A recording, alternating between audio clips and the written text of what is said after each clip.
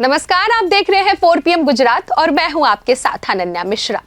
दिल्ली में एक और जहां देश के सत्ताधारी दल भारतीय जनता पार्टी के राष्ट्रीय अध्यक्ष को लेकर माथापच्ची हो रही है, तो वही बीजेपी ये तय नहीं कर पा रही है कि पार्टी की कमान किसे सौंपी जाए, क्योंकि मौजूदा अध्यक्ष जेपी नड्डा अपना कार्यकाल पूरा कर चुके हैं और साथ ही एनडीए की नई सरकार में केंद्रीय स्वास्थ्य मंत्री भी है।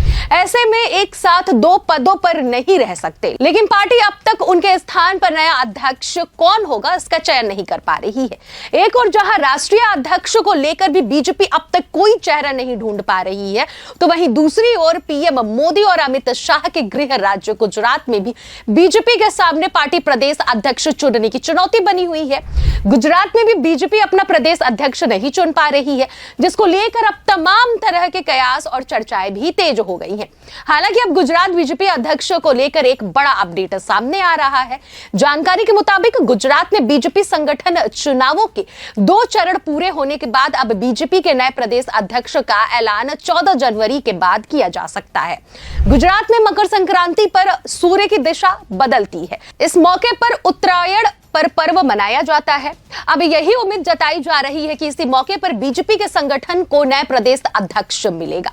हालांकि नया बीजेपी अध्यक्ष कौन होगा इसको लेकर अभी कुछ कंफर्म नहीं हुआ है और इसी को लेकर बीजेपी में भी माथापच्ची मची हुई है।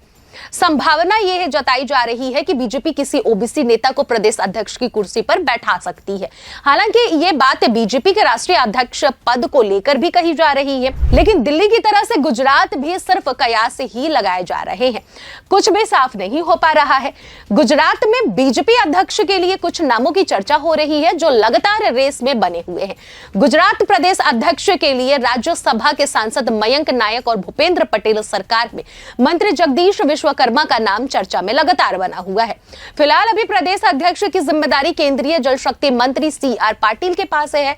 वहीं राजनीतिक हलकों में दिलचस्पी इस बात को लेकर भी है कि पूर्व प्रदेश महामंत्री प्रदीप सिंह वाघेला की फिर से वापसी होगी या फिर नहीं। बता दें कि गुजरात बीजेपी के संगठन के 2 चरणों में बूथ और मंडल स्तर के चुनाव हो चुके हैं। अब आने वाले दिनों में शहर एवं जिलाध्यक्षों का चुनाव होगा। इस संबंध में बीजेपी की एक अहम बैठक भी हो चुकी है। आने वाले अगले 1-2 दिनों में जिला एवं शहर अध्यक्षों के चुनावों के लिए ऑब्जर्वर जाएंगे। उनके लौटने के बाद राज्य के शहर एवं जिला अध्यक्षों का ऐलान भी होगा।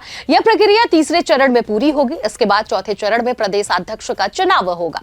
गुजरात में अभी तक कुल 10 लोगों ने प्रदेश अध्यक्ष की कमान संभाली है। इसमें सिर्फ विजय रूपाणी ऐसे बीजेपी नेता हैं जो प्रदेश अध्यक्ष रहने के साथ मुख्यमंत्री भी रहे हैं। गुजरात में प्रदेश अध्यक्ष की कुर्सी सबसे अधिक समय तक रहने का रिकॉर्ड राजेंद्र सिंह राणा के नाम है। वह 7 साल तक प्रदेश अध्यक्ष रहे। बीजेपी के संगठन चुनावों में जिस तरह की तस्वीर उभरी है उसको देखते हुए ऐसा माना जा रहा है कि बीजेपी युवा मोर्चा में अच्छा काम करने वाले चेहरों को मुख्य बॉडी में जगह दे सकती है। पार्टी को लगातार मजबूत और पार्टी के मापदंडों पर खरे उतरने वाले कुछ शहर एवं जिला अध्यक्षों की कुर्सी बरकरार रह सकती है। इतना ही नहीं, ऐसे जिला अध्यक्ष और महामंत्री जिन्हें साल और 1.5 साल पहले ही जिम्मेदारी सौंपी गई थी, उनका भी स्थान बरकरार रहने की संभावना जताई जा रही है। बता दें कि बीजेपी में किसी एक व्यक्ति को अधिकतम 2 टर्म मिलने का नियम है। संगठन की चुनाव प्रक्रिया से जुड़े एक पदाधिकारी ने कहा कि साफ नए चेहरों को ही मौका दिया जाएगा।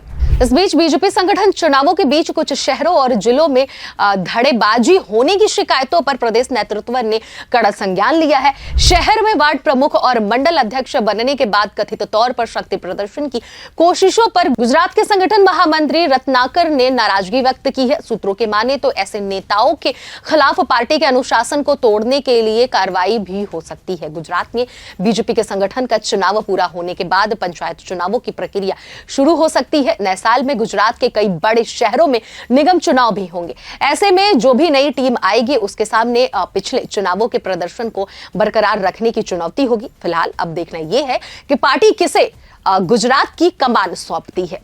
इस खबर में बस इतना ही। ऐसी तमाम राजनीतिक खबरों को देखने और जानने के लिए जरूर देखते रहिएगा 4 PM गुजरात। धन्यवाद।